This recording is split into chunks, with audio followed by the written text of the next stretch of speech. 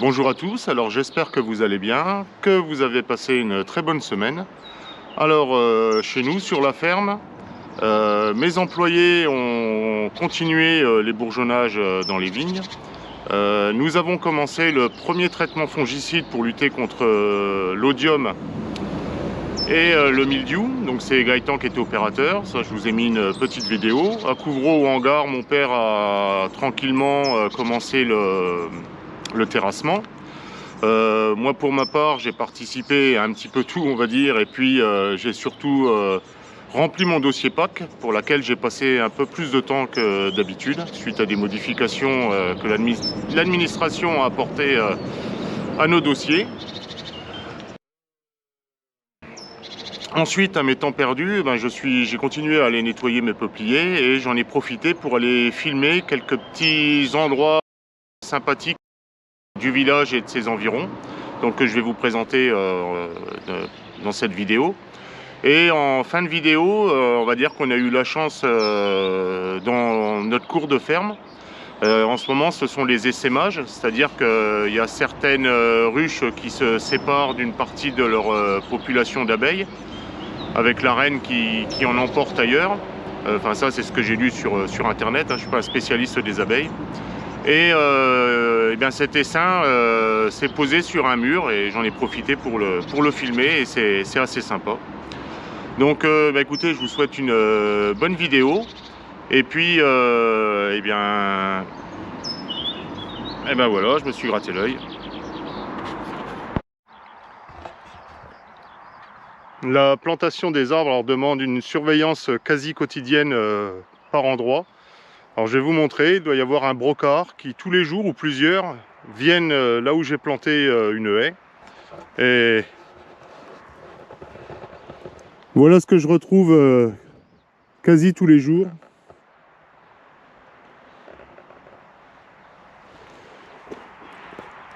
Avec ces bois, il doit tirer sur les protections. Et pourtant qu'ils sont agrafés à 4 endroits, hein, 2 agrafes en haut et 2 agrafes en bas, je mets maintenant. Donc pour l'instant, il n'a pas touché à l'arbre.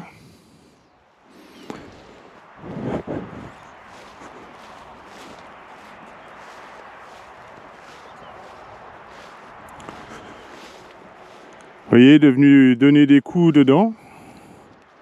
Pourtant c'est quand même du costaud. Et là je viens de m'apercevoir qu'entre hier et aujourd'hui, on m'a encore volé un arbre. Voilà. Et ça c'est pas un animal, c'est un être humain. Donc c'est le deuxième.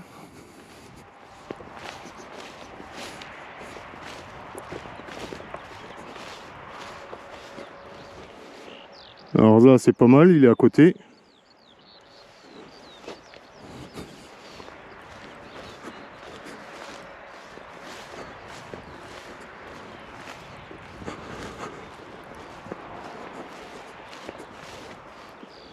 Voilà, ici la petite protection complètement retirée. Bon, celle-ci est en place, mais je m'aperçois là-bas. Voilà, vous voyez ici.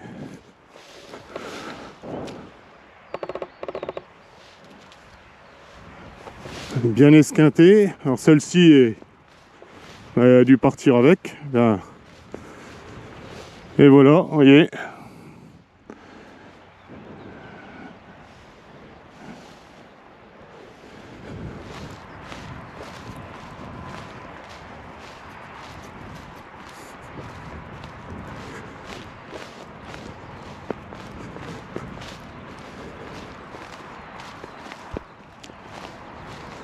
Voilà, celle-ci complètement remontée comme là-bas. Et l'arbre a été mangé. Bon, il y a quelques petits bourgeons là. J'espère qu'ils vont repartir. Bon j'en vois encore là-bas des abîmés. Bon voilà, comme tous les jours. Je vais aller rechercher la graffeuse et je vais remettre des agrafes.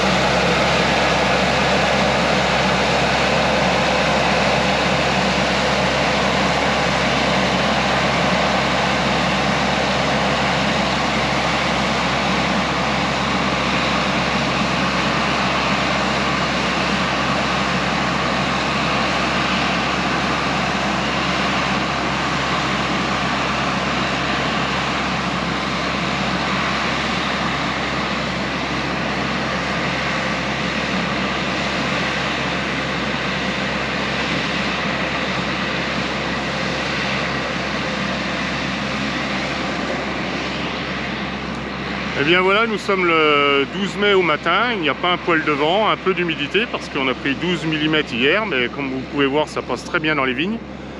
Donc nous effectuons le premier traitement avec du soufre et puis un biocontrôle pour le mildiou.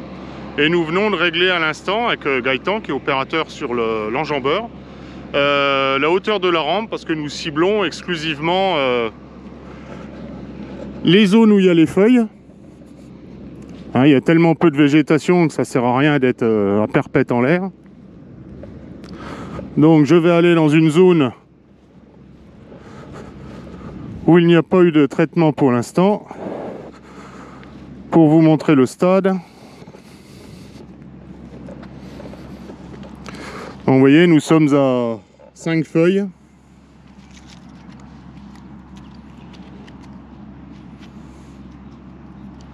Voilà, 4 à 5 feuilles, par endroit c'est un petit peu plus. Et nous voyons très bien les grappes. Voilà, je ne sais pas si ça se verra, j'espère. Voilà une autre petite information là.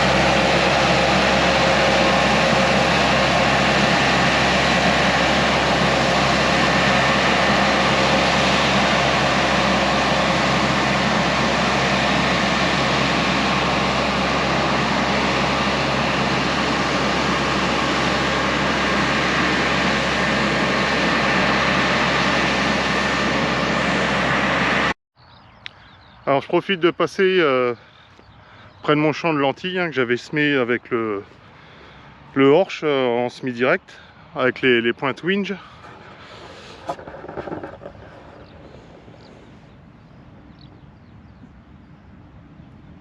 Donc voilà, elles sont très belles.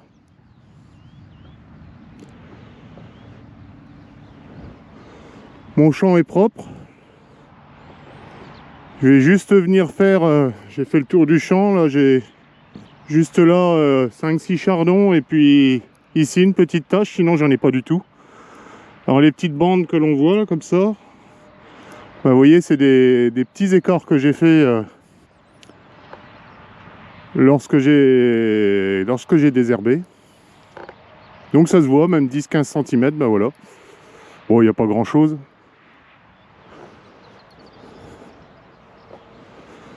Alors quand vous mettez des lentilles dans une parcelle, il faut vraiment connaître l'historique. Parce que ces parcelles sont extrêmement sensibles, on va dire, au chardon. Si jamais vous avez une parcelle où il y a souvent des chardons, je vous conseillerais de ne jamais mettre de lentilles. Parce que hormis le désherbage que j'ai fait là il y a quelques semaines maintenant, il est impossible de rattraper des chardons dans des lentilles. Et je vais vous montrer, voilà.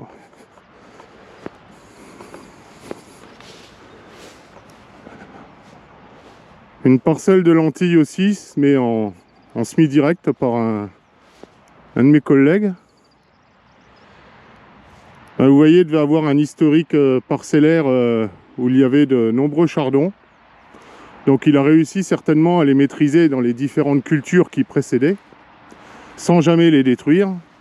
Mais voilà, comme dans la parcelle, une fois qu'on met des lentilles, on ne peut plus du tout agir sur le chardon, il n'y a aucun produit. Et ben voilà, ils sortent. Donc j'essaierai de refilmer à la moisson, vous verrez, je pense que tout ça ce sera en fleurs. Je suis à nouveau devant mon escourgeon.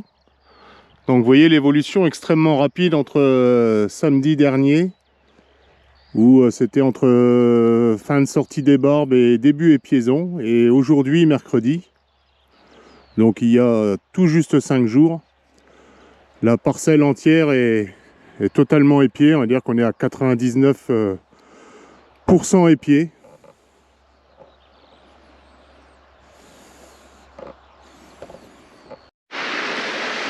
Alors toujours dans la découverte des petits endroits pittoresques du village de Couvreau. Là je suis sur le hameau de l'Ermite, où l'on voit l'écluse toujours en fonction sur le canal latéral de la Marne, que je vous présentais la dernière fois. Donc ici,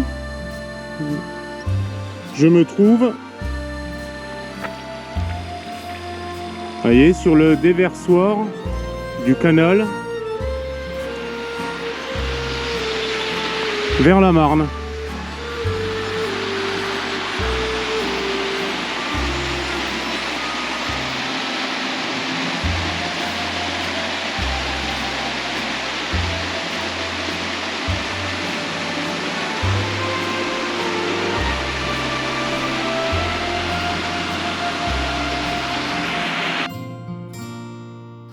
Nous arrivons juste à la sortie de l'écluse. Vous voyez, le bout de l'écluse est là. Sur un pont canal.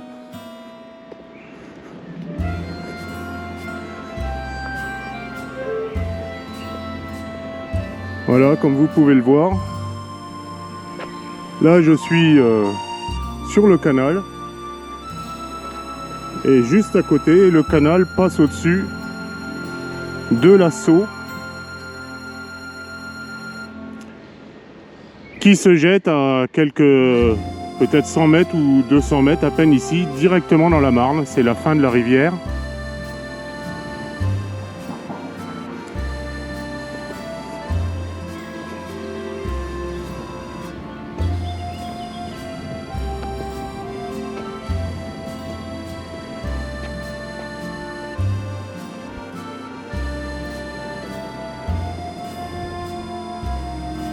Donc voilà, au bout là-bas, on aperçoit un pont avec des voitures.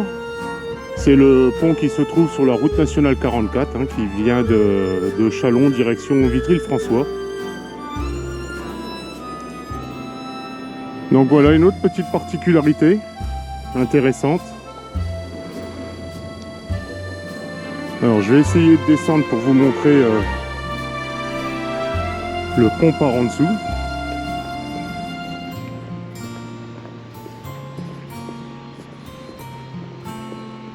Alors bien évidemment, tout ce que je viens de faire là à pied, j'ai mon tracteur qui est dans les peupliers. Ça se fait à pied, ça se fait à vélo. J'ai croisé pas mal de monde. C'est un joli sentier pédestre.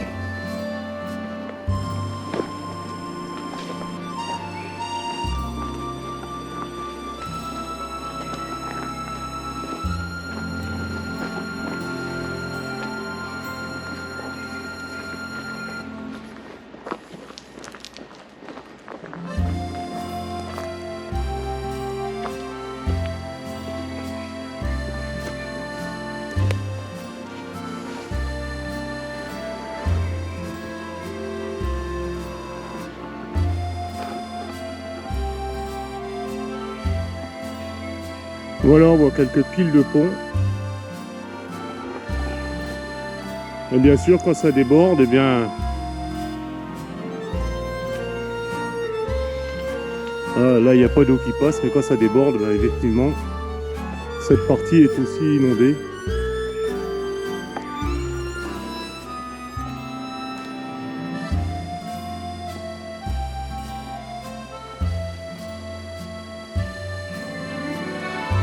Alors ici se trouvent de magnifiques arbres. Vous voyez, très vieux, certainement trônés par la nature, les tempêtes. Et ces arbres ont certainement plus de 150 ou 200 ans.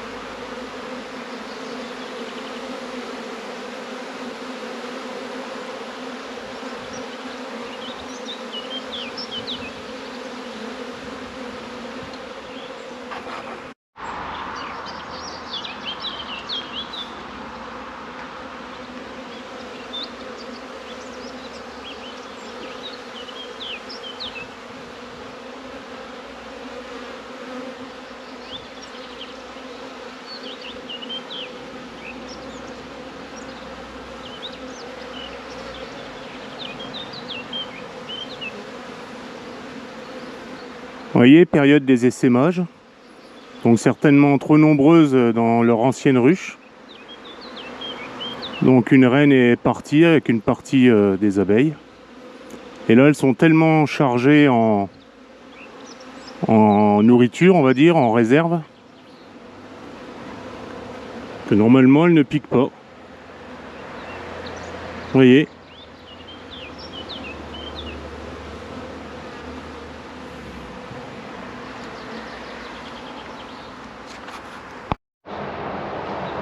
Bon, j'espère que la vidéo vous a plu.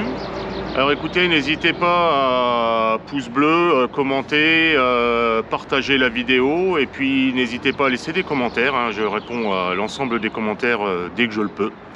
Et puis bah, écoutez, je vous souhaite une très bonne semaine et je vous dis à la semaine prochaine pour une future vidéo. Allez, salut!